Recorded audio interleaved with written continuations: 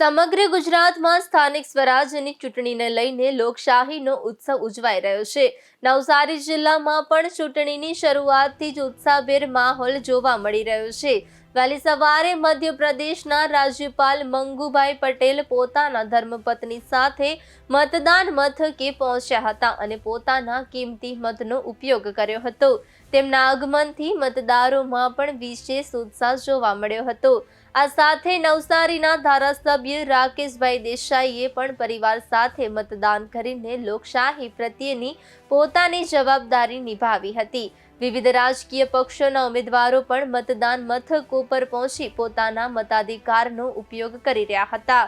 મતદારોમાં પણ ઉત્સાહનો માહોલ જોવા મળી રહ્યો છે ને તેઓ મોટી સંખ્યામાં મતદાન કરવા માટે બૂથ પર ઉમટી રહ્યા છે। ઉમેદવારોમાં પણ જનતા તરફથી સારો પ્રતિસાદ મળી રહ્યો હોવાની લાગણી પણ વ્યક્ત કરવામાં આવી રહી છે। ચૂંટણીને ધ્યાનમાં રાખીને પોલીસ દ્વારા કડક બંદોબસ્ત ગોઠવવામાં આવ્યો છે તેમજ આરોગ્ય સુવિધા માટે મેડિકલ ટીમ પણ તૈનાત રાખવામાં આવી છે। આજે આ લોકશાહીનો પર્વ છે। સ્થાનિક સ્વરાજ્યની ચૂંટણી ચાલી રહી છે। આ નવસારી મહાનગરમાં વોર્ડ નંબર 13માં દેવીના પાક ખાતે મેં અને મારા પરિવારે પણ મતદાન કર્યું છે। નવસારી મહાનગર અને નવસારીની જિલ્લાની સૌ જનતા આ લોકશાહીના પર્વમાં જોડાઈ અને ભારતીય જનતા પાર્ટીના ઉમેદવારોને ભવ્ય જીત અપાવે। આ લોકશાહીના પર્વમાં ભારતીય જનતા પાર્ટીની જીત એટલે જનતાની જીત, વિકાસની જીત, દેશને આગળ વધારવાની જીત, ગુજરાતને આગળ વધારવાની જીત અને નવસારી મહાનગર અને જિલ્લાને આગળ વધારનારી જીત છે।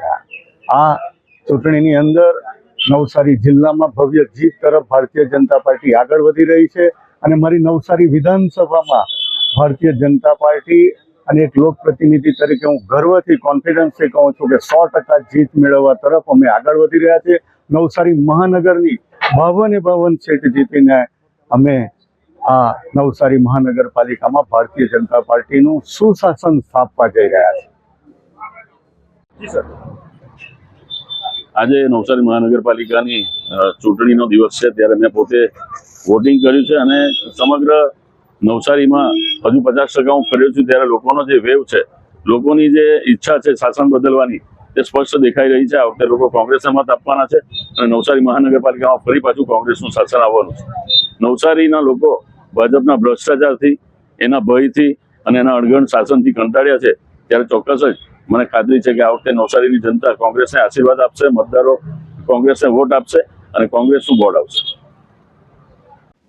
મતદાન કરવા આવ્યા છે, મતદારોને શું અપીલ કરશો? કયા પ્રકારનું માહોલ છે?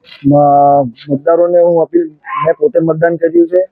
હું મારા દરેક મતદારોને અપીલ કરું છું કોઈ પણ લોભ, લાલચ અને ડર રાખ્યા વગર તમને જે ઉમેદવાર અનુકૂળ આવે, જે તમારા માટે રાત દિવસ અવેલેબલ હોય, જે તમારા કામો કરે એવા ઉમેદવારને મતદાન કરો। કોઈ પણ દાબ દબાણમાં આવ્યા વગર, કોઈ પણ ગભરાટમાં આવ્યા વગર મતદાન કરવા માટે હું અપીલ કરું છું।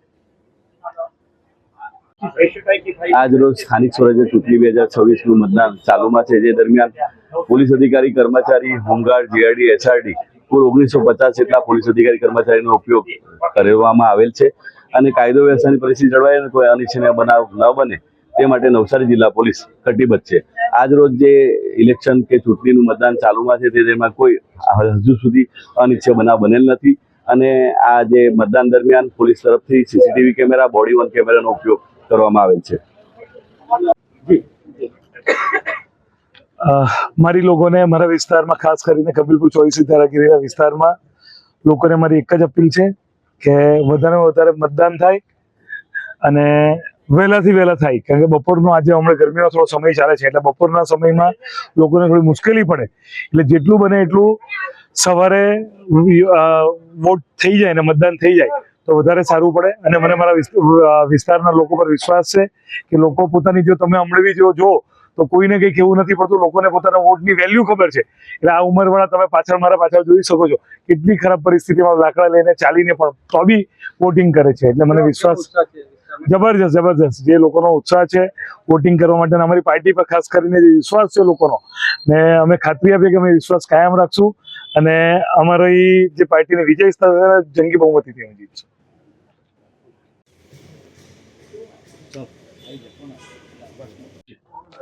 મારું નામ પ્રમોદ બાબુભાઈ રાઠોડ, વોર્ડ નંબર 13, ભારતીય રાષ્ટ્રીય કોંગ્રેસના ઉમેદવાર.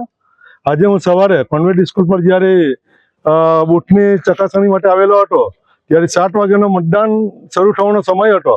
7:15 થવા છતાં પણ હજુ મતદાન ચાલુ થયું નથી. ને પ્રથમ મશીનમાં ભૂલ જોવા મળેલ છે ને ત્યાં ચૂંટણી અધિકારીઓ હાલમાં બી મશીનને ચેક કરી રહ્યા છે. આ પ્રથમ ભૂલ આ કોન્વેન્ટ સ્કૂલમાં જોવા મળશે.